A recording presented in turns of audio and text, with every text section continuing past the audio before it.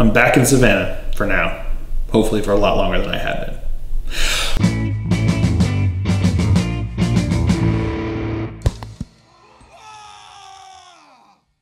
Welcome, ladies and gentlemen, to another Glacial Geek Deep Thoughts, Thin Coats with me, Phil, the Glacial Geek. Today I am coming to you from my apartment in Savannah, where hopefully I'll be here for a bit longer. Hopefully no more hurricanes will be chasing me away and I'll get to settle in. Our stuff still isn't here, so I'm not gonna have any painting for you today. And needless to say, my office isn't all set up yet, but hopefully this week, fingers crossed, it's supposed to be getting here. So hopefully I'll be able to get back to doing some of that and set up my place and keep going with that, which would be great. I guess a little bit of an update for the channel. Thank you all to everybody who has been supporting me on Patreon. It's super helpful and I really appreciate everything you've done, all the kind words that have come along with it, all the people, even all the people who couldn't support it but just wanted to let me know how much they appreciate and like what I do. That means a lot. It keeps me going. It's a lot of work, it's a lot of effort, it's a lot of time that gets dedicated into a channel like this, and just to hear that it's appreciated, it means a lot. It keeps you going because you need something to keep you motivated to keep going, and your kind words have certainly done that, and all the support that I've been getting from the channel for the Patreon has certainly helped. Along those lines, a lot of you guys who have done that need to check out the Discord channel. I know it may not be familiar to a lot of you. It wasn't very familiar to me until I really started up with this, but it's a cool place to get to chat and talk, and we all join the Woo crew on there, and we've been having some really cool conversations there, really cool back and forth, helping people, talking about lists, talking about ideas, talking about whatever it might be. We've had some cool conversations, so more people should get on that and get in and join the conversation, get involved, and keep talking. It's good. It's a lot of fun, and I think you guys would really enjoy it if you got into it. So head on over to that if you are a member, and if you're not a member, think about becoming a member and joining the Woo crew with us. That's part of what you get for being a patron, is access to the Discord channel where you can have some cool conversations. I've been traveling a fair amount, either because of running away from hurricanes, or in the last week's case, I was going up to Canada. I filmed for a week with Mini Wargaming, and I also managed to go up and film with Guerrilla Miniature Games with Ash Parker, and I also filmed with The Mountain, Steve, for his personal channel for Mini Wargaming, Steve. So I've been doing a lot of filming and a lot of videos that will be coming out in a while. Their schedule's pushed back a lot further than mine is. So, but it was fantastic. I had a blast just being around, people doing the same thing as I am, and having a great time. We had a lot of really fun battles, a lot of really, really good battles. So check them out. I managed to play 40K games against Quirk, against Mini Wargaming Josh, against Matt. I also did some Shadespire, which should be coming out, which is pretty fantastic. That'll probably come out sooner than the others. But they were a ton of fun. That was a ton of fun. That's a good game. You guys need to check that out. I think it's going to be a really cool game, especially if they support it with more cards and more characters and stuff like that. I think it could turn out to be a really fantastic game. So I filmed with that, and like I said, I also filmed battle reports with Ash and Steve for their channels too. So check those out as they come out. There's also something special coming out with me and Dave, Mini Wargaming Dave. So keep an eye out for that as well when that comes out. But yeah, it was a ton of fun, a really great time. Those guys are super awesome. Highly recommend, if you're up in the area or if you're vacationing in the area or you want to make a trip out of it, to go up there and contact them and get involved with it, because it was a ton of fun. It really was. And I mean, the studios there are aspirational. Like, it's what you want. It's just like shelves and entire areas that are just entirely made up of, just tons of scenery and models and different rooms. Oh man, it was fantastic. It was a blast, and they were all super awesome and welcoming and awesome guys. So yeah, highly recommend that if you get the chance. I super enjoyed having the opportunity to do it. Just as an experience alone, let alone anything else that comes out of it, it was a lot of fun. So yes, so that's what I've been up to. I haven't been doing much modeling because my models aren't here to model. All the ones that I've got are painted. Getting back into the swing of recording battle reports and getting into the swings here, going in Savannah Lion Games and such. It's been a good time meeting some really awesome guys that are down here so far, and hopefully keep meeting some more. So that's the plan. So the topic that we're going to talk about today that I wanted to get involved with is, do you need to have a mixed army to have a competitive army?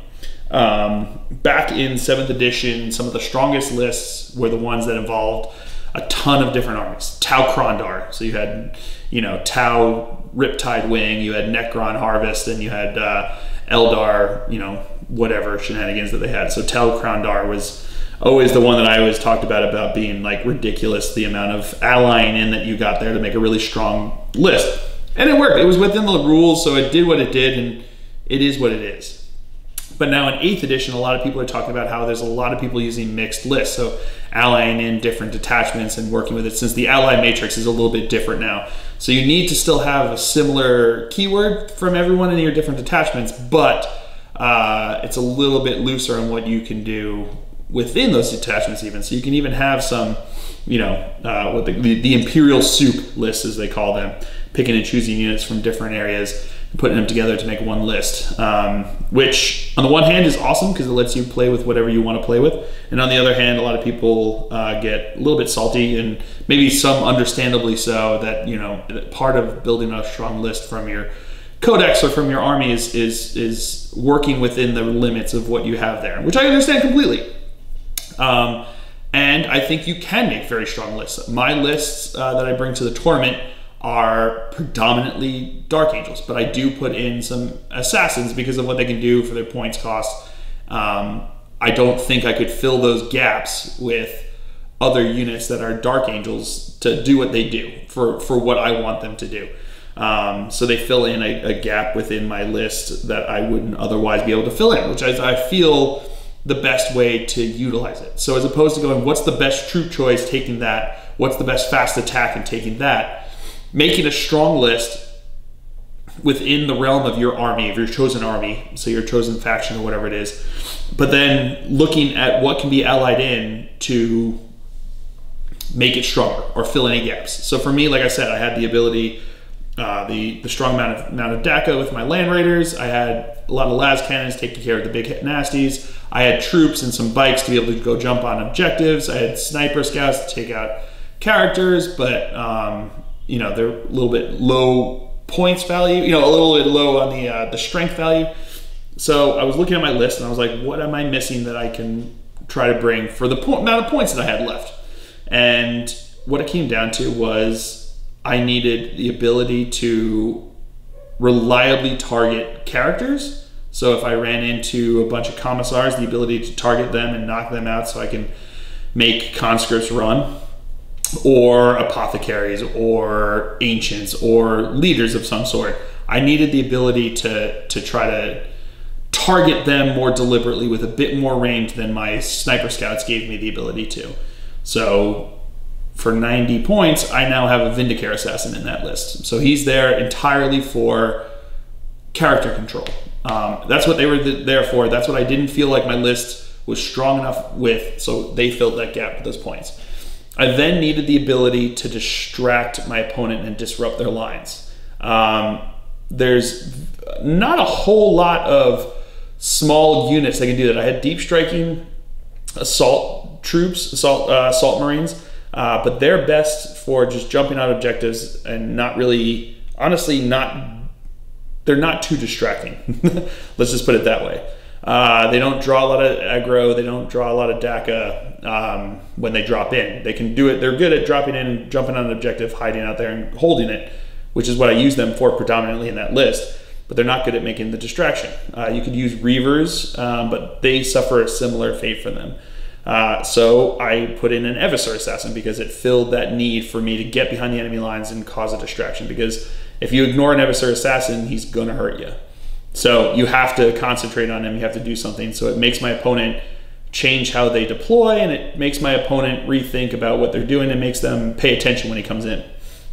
So for the points, I put him in there. So that's 2 assassins that I've got on my list. The rest is all Dark Angels. And some people would call that just, Imperial Soup. To me, I feel like there are certain units within those different realms that are designed to be that way. And I think assassins are one of them. They're designed to be taken 1 or 2 or 3 and put in there. They're not meant to be an army in and of themselves.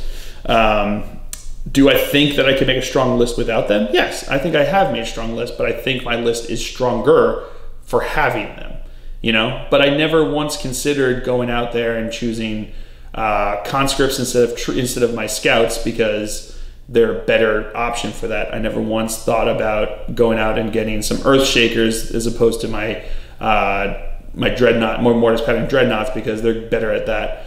You know, I never once thought about going in and taking, you know, Murder Fang instead of a Venerable Dread because he's better at doing that than they are. You know, I never once thought about allying in a Storm Raven because Dark Angels can't take them, you know? So I didn't want to do that. I didn't want to make Imperial Soup. I wanted to make a Dark Angels army that had some help from what's supposed to be helping them in the Imperium. You can go out there and you can choose Conscripts for troops. You can choose Las Cannon Predators for heavy support. You could choose, you know, you could choose some, you know, acolytes from the Inquisition to fill out a brigade really cheap. There's ways of going about and kind of gaming the system, but I don't think that's fair. I don't think it's I don't think that's the best way to go about it. I think that you're, part of the game is trying to figure out how to make a strong list with what you've got, you know, and I think that going forward, you're going to see less and less, Imperial Soup lists because you start getting benefits for having, entirely one faction for your army. So for instance, like the chapter tactics for the Codex Space Marines, you only get that if your entire army is of a particular faction. Otherwise you don't get the benefits for that. So suddenly it makes sense for you to try to make a list that only utilizes them, you know, or when they're talking about having the objective secured for troops is only going to happen if your detachment is entirely made up of one faction. So suddenly allying in those assassins becomes more of an issue because of that. So they started that out with the Canicles, that you would only get that, and Genestealer Cult had something similar where the entire detachment had to be Genestealer Cult if you wanted to be able to use Cult Ambush. So I think they're going to make a lot of those situations where there's a downside for making the soup lists, and you're going to have benefits for having taken a pure type, but they're still going to hold it open to allow you to play with what you want, which is, I think, the way the rules should be. Because if you want to play with a certain set of models, if you want to play with a certain set of rules, do it. Have fun. Seriously. I don't see any problem with that. But I think there should be benefits for having, taking a purely, a one faction army. I think there should be benefits, and I think there are. And I think that's the way the rules are going. So I appreciate that. And I appreciate that. And I think the way they're doing it is the appropriate way to go about it. I don't think they should deny it. I don't think they should ban it. I think there should be benefits and negatives for taking things or not taking things or trying to mess with different things. But then it becomes a value judgment where you go, you know, is this assassin worth having if he doesn't get my troops objective secured? You know, or is it worth me taking this heavy support choice because it fills a role that I really needed to fill that my army can't fill, but I'm going to lose objective secure, or I'm going to lose Canicles, or I'm going to lose whatever it might be. You then make that decision, you make that value call, and you go, yeah, it is, and you live with those consequences, or you decide it's not, and you figure out a new way to fill it in. You know, maybe I take more Sniper Scouts instead of taking a Vindicare because I want to have it in there. I think that's the way it should be. And I think that at that point, you're making a value judgment of what is going to benefit you more, and you go with it. You know, there's a lot of people say it's like, oh, well, then it's still only going to benefit people who take the Imperial Soup because it's always going to be better. I don't think so. I think there are going to be times, I think there's going to be a lot of times, for instance, taking Ultramarines now, it doesn't make sense to mix in any other units in there other than Ultramarines, because of losing that ability to use those chapter tactics hurts you much more than the benefit that you're going to get from mixing in some other units.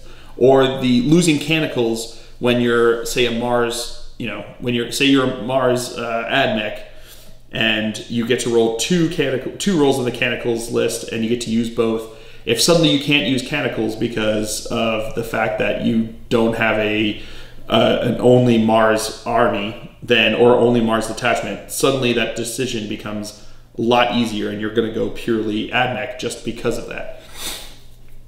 And I like that. I think that's where you start making the value judgments, you start making the decisions about your list, and they become your decision to make, you know, and that's what it should be. It should be your decision to make. There should be benefits, there should be consequences, but it should be your decision to make. And that's why I think they've done a good job of that, you know. I don't want to see TauCronDar, you know, if I'm being honest. I don't want to see, you know, Tyranids allying with Ultramarines, but they are doing away, they're not letting that happen by keeping it the single faction. The Imperial units, Imperial armies, they always work together. Any of the books that you read, they always are working together, working within each other, and working with each other to fight the enemies of the Imperium. And I think that that should be represented on the tabletop as well. But, you know, they're also show, even in the fluff, in the books, you see the communications differences. What was it? Will of Iron, I think it was. It was the Iron Hands.